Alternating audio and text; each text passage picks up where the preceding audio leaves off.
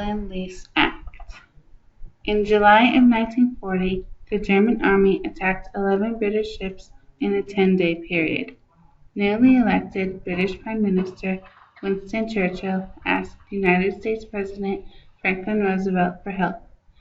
Roosevelt responded by exchanging 50 destroyers for a 99-year lease on British bases in the Caribbean and Newfoundland.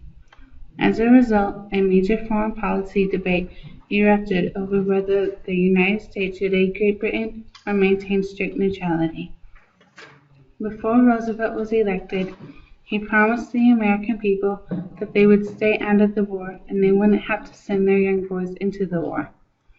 Although he said this many times, he wanted to support the British troops. In January 1941, following up on his campaign pledge and the Prime Minister's appeal for arms, Roosevelt proposed to Congress a new military aid bill, which allowed President Franklin D. Roosevelt to sell, transfer, exchange, or lend war supplies such as food, weapons, and equipment to countries that were fighting against the Axis powers.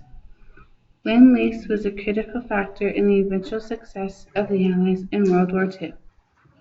In 1943 to 1944, about a quarter of all British munitions came through Lend-Lease. Aircraft, in particular, comprised about a quarter of the shipments to Britain, followed by food, land vehicles, and ships. The Red Army specifically took advantage of the program, and by the end of the war, the Soviets received around 2,000 locomotives for supplying its forces at the front, and approximately two-thirds of the trucks were American-built Dodgers and Studebakers.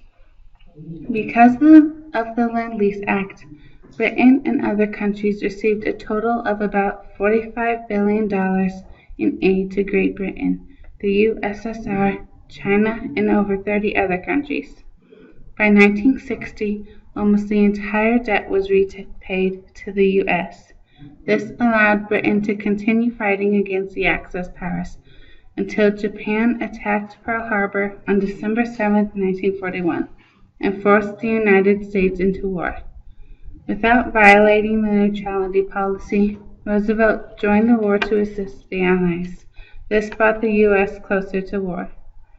Although America sent out most of the aid for the military to several different countries, the United Kingdom, China, USSR, and 35 other countries sent aid to the American troops overseas. The U.S. received over $6 billion in military aid. This is known as the Reverse Lend-Lease Act, which supported America during the war.